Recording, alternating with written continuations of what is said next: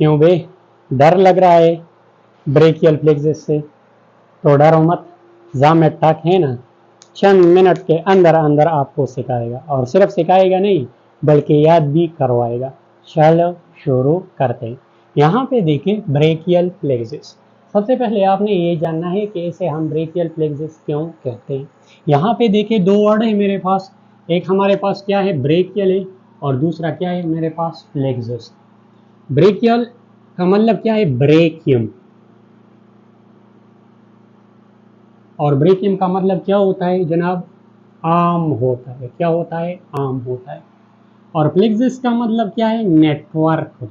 Network, network का मतलब क्या होता है, ग्रुप। और किस चीज का ग्रुप, हमारे पास नाप का ग्रुप, नाप का ग्रुप।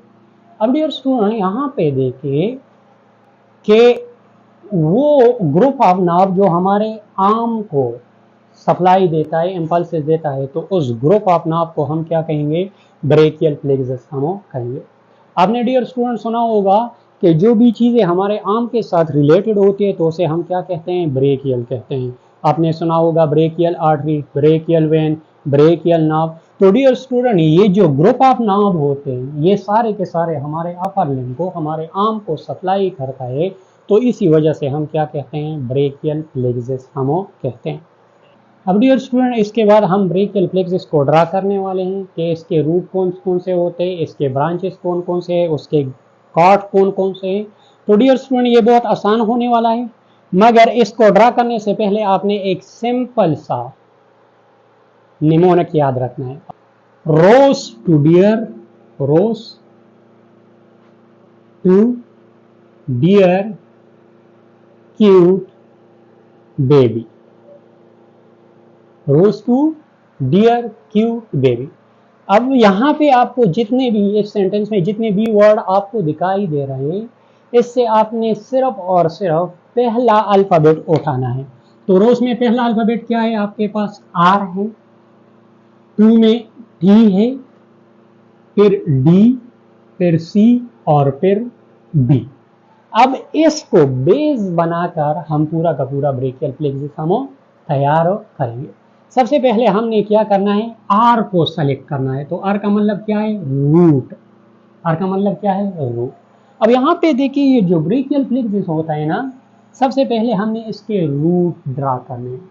तो डियर स्टूडेंट रूट को ड्रा करना बहुत ज़्यादा आसान है। हम कहाँ से शुरू करेंगे, आप जानते हैं कि हमारे पास क्या होता है, सर्वाइकल वर्टेब्रा होता है, फिर इसके बाद हमारे पास क्या होता है, थोरेसिक वर्टेब्रा होते। तो हम सर्वाइकल से स्टार्ट करेंगे, और सर्वाइकल में हमारे पास जो 5th नंबर सर्वाइकल होता है, हमारे पास क्या है, यानी C5, फिर इसके बाद क्या होगा, C6, इसके बाद C7, इसके बाद C8, और इसके बाद हमारे पास क्या होगा, T1 होगा। अब आप सोच रहे होंगे कि हमारे पास जो सर्वाइकल वर्टेब्रे है वो कितने, वो तो हमारे पास 7 होते हैं। तो यहाँ पे मैंने क्या लिखा है, यहाँ पे मैंने C8 लिखा है। ये क्यों लिखा है, तो डियर स्टूडेंट अभी इसी वक्त आपने इसको जो ऑस्टियोलॉजी है उसके पर्सपेक्टिव से नहीं देखना है, उसको आपने न्यूरोलॉजी के पर्सपेक्टिव से देखना है। डियर स्टूडेंट आप तो कम से कम इतना जानते हैं कि हमारा जो सर्वाइकल सेगमेंट होता है, जो हमारा स्पाइनल कार्ड होता है, वो हमारे वर्टेब्रल कॉलम के अंदर पास होता है। अब स्पाइनल कार्ड का वो हिस्सा जो हमारे सर्वाइकल वर्टेब्रा में पास होता है तो उसे हम क्या कहते हैं, सर्वाइकल सेगमेंट कहते हैं। और जो हमारे थोरेसिक वर्टेब्रा में पास होता है तो उसे हम थोरेसिक सेगमेंट कहते हैं। और इसी तरह फिर जो लोम्बर में पास होता है तो उसे हम क्या कहते हैं, लोम्बर सेगमेंट हम कहते हैं। अब हमारा जो सर्वाइकल सेगमेंट होता है तो वहां से क्या अराइज होता है, 8 ब्रांचेस अराइज होता है। तो इसी के बेस पर हम क्या लिखते हैं, यहाँ पे हम C8 लिखते हैं। हमारा जो सर्वाइकल सेगमेंट होता है स्पाइनल कार्ड का, उससे 8 नाभ रूट अराइज होते हैं, तो इसी वजह से हम क्या लिखते हैं, C8 लिखते हैं।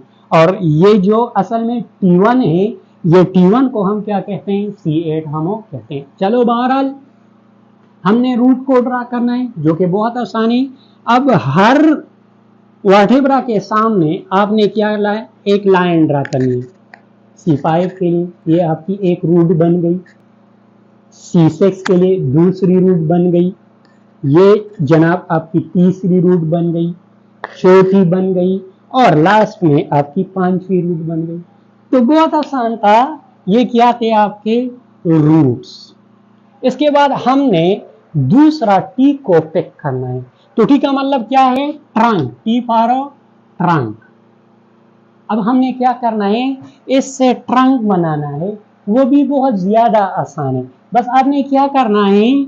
C5 को और C6 को एक दूसरे के साथ ज्वाइन करना है, तो ये बन गई आपकी एक ट्रंक। इसी तरह C8 को और T1 को एक दूसरे के साथ मिलाना है, तो ये बन गई आपकी दूसरी ट्रंक।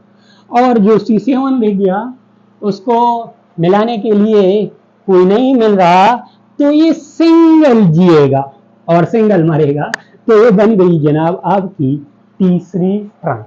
तो हमने इसको नाम देना है।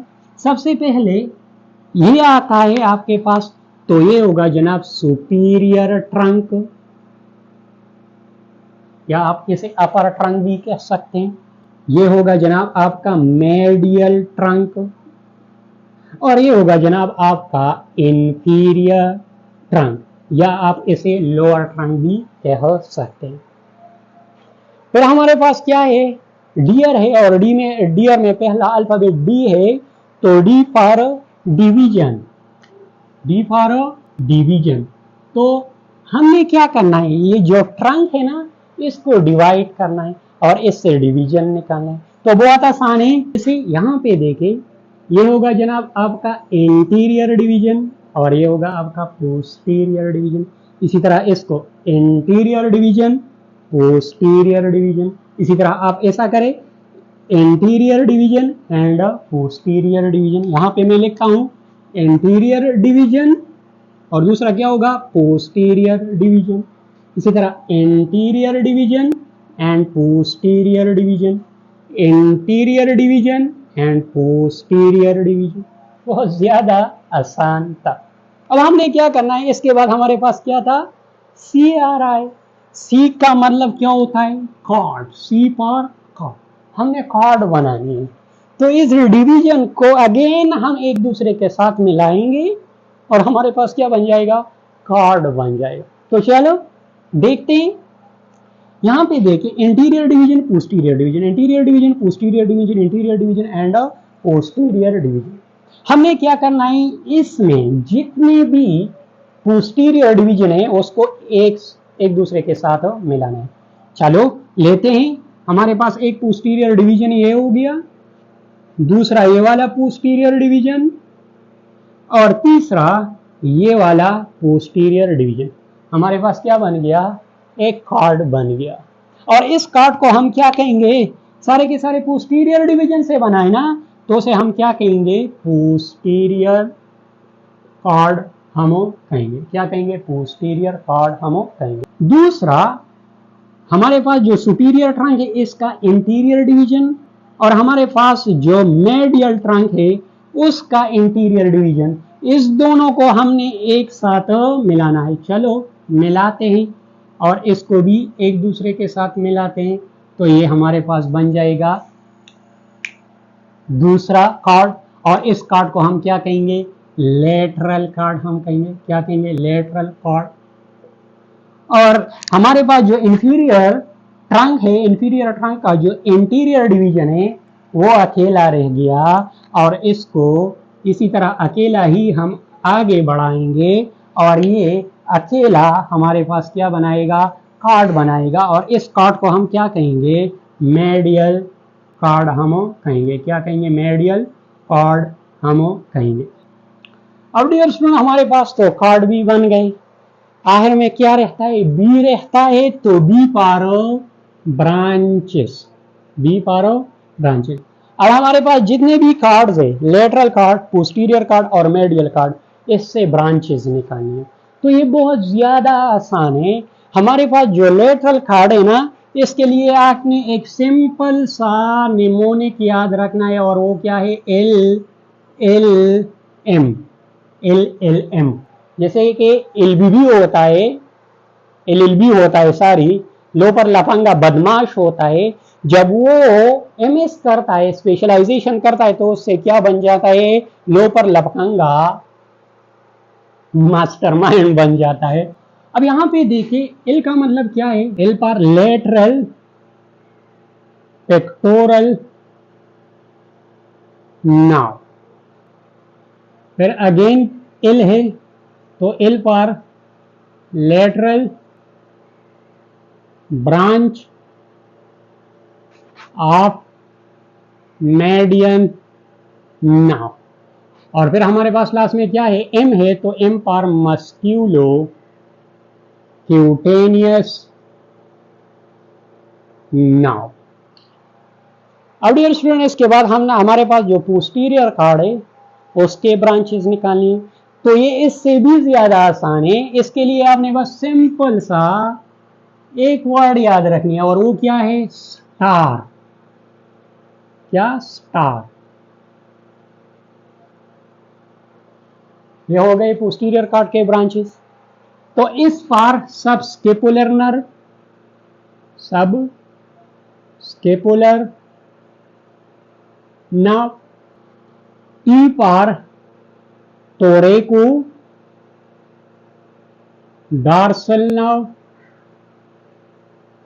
और ए पर एक्सिलरी नर्व, और आर पर रेडियल नर्व। तो ये बन गए ब्रांचेस ऑफ पोस्टीरियर कार्ड। हमारे पास एक कार्ड रहता है और वो क्या है, मेडियल कार्ड है, और मेडियल कार्ड के जो ब्रांचेस है वो इससे भी ज्यादा आसान है। बस आपने क्या याद रखना है, M M M and U। M पर मेडियल कार्ड एंड M पर मेडियल पेक्टोरल नाव, मेडियल पेक्टोरल नाव। यहां पे देखिए लेटरल कार्ड से क्या निकला था, लेटरल पेक्टोरल नाव, तो मेडियल कार्ड से क्या निकलेगा, मेडियल पेक्टोरल नाव। इसी तरह M पर, यहां पे L पर लेटरल ब्रांच ऑफ, यहां पे लेटरल ब्रांच ऑफ मेडियल नाव था, तो यहां पे क्या होगा, मेडियल ब्रांच ऑफ मेडियन नाव होगा। M है फिर, तो ये क्या होगा, medial cutaneous now of arm, और इसको यहां पे M लिखता हूं, यानी M M M M and U, और यहां पे medial cutaneous now of four arm, और U फॉर अल्नर नाव। तो डियर स्टूडेंट ये बहुत ज्यादा आसान था, ये हो गए ब्रांच। अब डियर स्टूडेंट इसके अलावा दो नाव और भी जरूरी थे। हमारे पास जो C5 रूट है ना, इससे भी एक नाव निकलता है, और इस नाव को हम क्या कहते हैं, डार्सल स्केपुलर नाव हम कहते हैं। दूसरा हमारे पास जो C5 रूट है, इससे एक ब्रांच निकलता है। हमारे पास जो C6 है उससे ब्रांच निकलता है, और हमारे पास जो C7 है इससे एक ब्रांच निकलता है। ये तीनों मिलकर एक और नाव बनाता है, और इसको हम क्या कहते हैं, लॉन्ग थोरेसिक नाव हम कहते हैं। तो डियर स्टूडेंट ये था आज का लेक्चर। अगर आपको ये वीडियो अच्छी लगी हो तो जरूर इस वीडियो को सब्सक्राइब करें, और सिर्फ ये याद रखें कि रोज टू डियर क्यूट बेबी। मिलेंगे नेक्स्ट वीडियो में। तब तक के लिए अल्लाह निगहबान।